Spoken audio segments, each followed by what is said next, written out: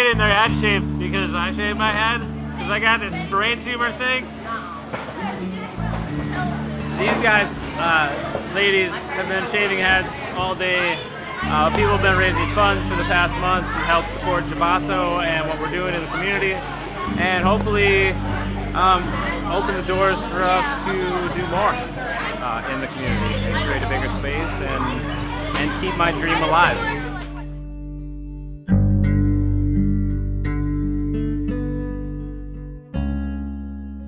When our kids were really young, Brian used to take the kids always to the skate parks, and wasn't always the best environment and wasn't open year-round. So in 2014, Brian decided to completely volunteer and dedicate his life to opening a nonprofit skate park.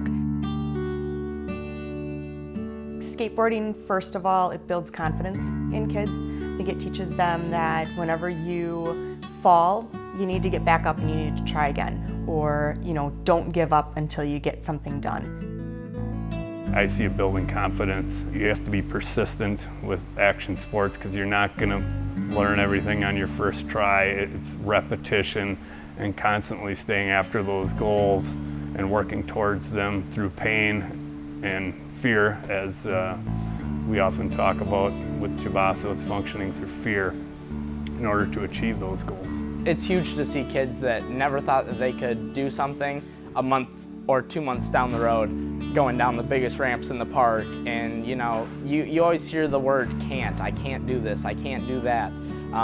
We try to eliminate that word here because you can do anything you want in life, and I think that that's something that action sports really teaches kids. For me, as a youth, it helped me push my limits and continue to grow. It was my community of friends that I engaged with and still have many of them to this day. Skateboarding for our own family, it's really allowed our kids to express themselves. It not only gives them that physical activity that I think all kids need, but it boosts them up in a way that no other sport has ever done. For me, when I first came to GBASO, I came to a skate park for me to personally skate. And after being here a few times, I started to really get the feel for something was different here. And when I think of GBASO now, it's more than a skate park, it's a community.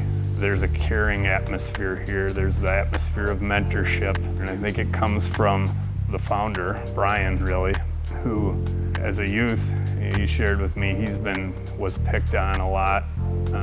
You may have seen the video with him shaving his head, where he has hid that for so long. And the culture he created was an inclusive culture, where he worked with everyone. And that's what really differentiates GBASO from any other skate park I've personally been to. When Brian was diagnosed with a brain tumor, obviously it was very shocking to our family, and the first things you think about are his health and then how it affects the children and how it affects our family. And then the third thing that you really think about is how is this going to affect GBASO, because GBASO meant so much to Brian and he was there all the time. He was doing everything at GBASO, and it was kind of like, how is this even going to work? How are the doors going to stay open? A month or so after Brian's diagnosis, there were volunteers that came forward and started to plan GBASO.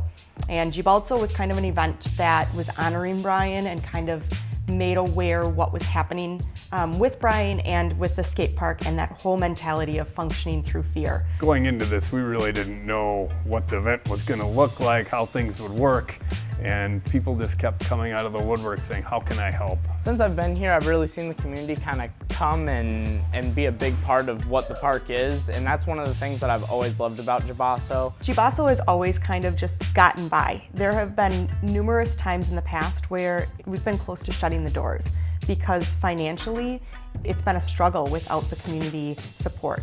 And without that support and without the support of the local community, we couldn't have a park as good as the one that we have, and potentially have a better park one day. There's a lot of opportunities to help out at GBASO, whether it's working the desk so we can be out there coaching kids more and working directly with them, or it could be grant writing to help us get more funding for the park and our mission.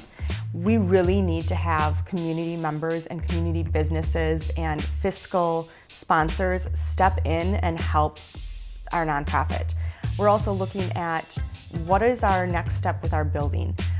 Where are we going to be located? What are we going to do in order to provide more access to the kids and make sure that the doors of GBASO continue to stay open? Having the support from the community, not only for me and GBASO, but for the kids and everyone that comes here is a huge help.